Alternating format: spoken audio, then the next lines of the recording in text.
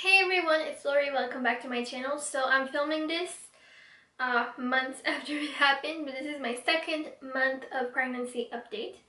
And right now I'm like 19 weeks, so way past 2 months. But I was very sick, as I will get into details, so I didn't film or do anything for a few months. Yeah, so today I'm just going to recap what the second month of pregnancy was like. Alright, so let's get into the second month of pregnancy. So let's start with the size of the baby, and I kind of have this list like on my phone of the things that I want to check in every month. So in every update it's kind of going to be the same format. First is size of the baby, and at week 5, the first week of the second month, it started on June 20th, and baby started at the size of a sesame seed.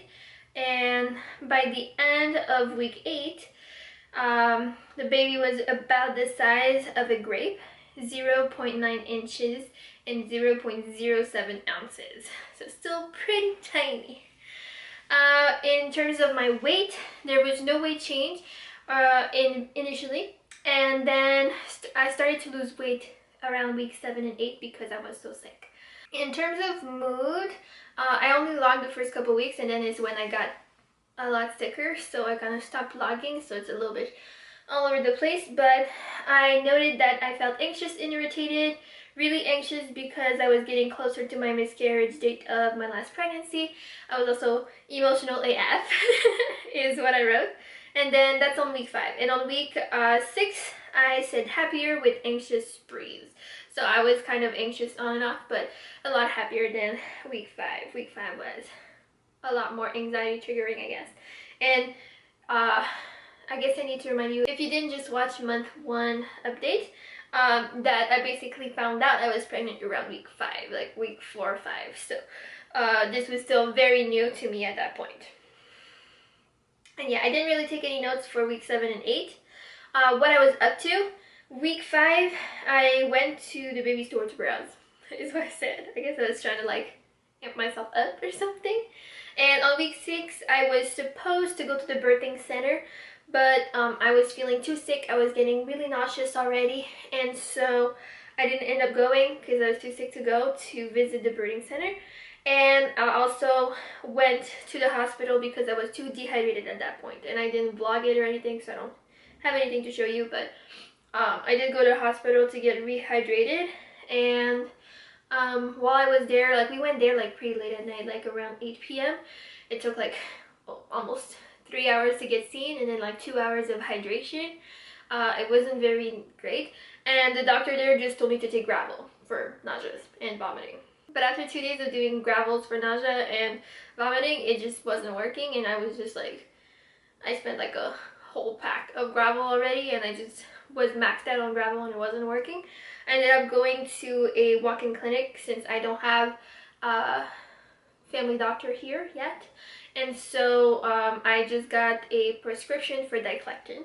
And I won't go into too much details about that because that's something that you should just talk about with your physician. But diclectin is something we have in Canada. In the United States, it has a different name. It's a different combination, but it's basically like a B6 vitamin and an antihistamine, if you've ever heard of that combination. It's kind of that, but here like it's combined into one medication. I think in the United States it's something else, and in Europe it's probably something else as well, but here it's called diclectin. So I got a prescription for that. Now in terms of appetite and cravings, okay, so week 5, I said new food anti-aversion. So that week I was still feeling great, and like I started craving things that I never liked before, like lemon in water. Like squeezing a lemon in water, that's something I never ever liked before, and I actually liked that then. And also I started making burritos with salsa, and salsa, like I don't really like tomatoes, so I wouldn't usually use salsa, but I was like craving burrito salsa and everything else in it. So I did a lot of that. And I also craved pho, like Vietnamese noodles, one night as well. Then on week 6, I guess it was before, like at the beginning when I wasn't too sick yet, I made Tim go to the movie theater to get me popcorn at like 8 p.m. and we ate that while watching a movie at home. And by the end of the week, I was just throwing up everything, so no more cravings or anything. And week 7 and 8, all I wrote is no appetite, but I was very sick, throwing up a lot. I was throwing up several times a day and completely like so nauseous, like incapacitatedly nauseous. I couldn't do anything. Moving would make me puke. It was really bad. Now for symptoms, week 5 I said vivid dreams, nipples and boobs painful, shortness of breath, tired, pee a lot, intermittent nauseas. Week 6, sore boobs, shortness of breath, pee a lot, more nauseous AF, food aversions, cervical mucus, and gassy. Week 7, super nauseous and throwing up a lot, extreme food aversions. And same thing for week 8. As you can see, like everything started to go really bad at that point. In terms of sleep, week 5, difficulty sleeping, and I ended up ordering like a really big pregnancy pillow. I can insert a picture or something. And then weeks 6, 7, and 8, sleep a lot, vivid dreams for everything. In terms of books, I said books that I pulled out to read for each week / month / trimester.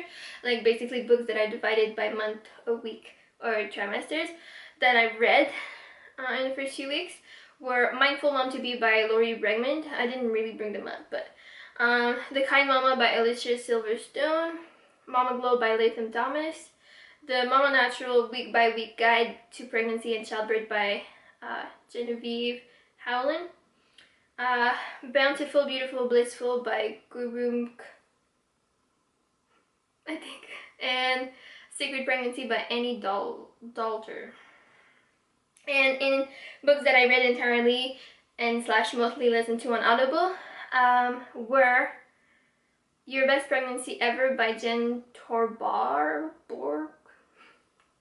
Yeah, Expecting Better by Emily Oster, Skinny Bitch Butt in the Oven by Rory Freedman, and I started another one that I didn't really finish, so I'll talk about it in another video. And I decided to also do like a favorite mama to watch of the month, and that's like people I watch on YouTube mostly. And for this month, it's Rivera. And so yeah, that pretty much sums up my second month of pregnancy. So it started out okay, and then I got really sick. Yeah. If you have any questions, something I didn't really answer, leave them in the comments below and I'll try to answer. But that's pretty much what I have for the second month. I'm going to film the third month like right away, so I'm going to be dressed the same, look the same and everything. But yeah, they're probably going to go up like pretty much back to back, so you won't have to wait too long to see the third month update. And yeah, I hope you enjoyed. I'm really grateful you're on this journey with me and you're following me along and seeing how I'm doing and everything.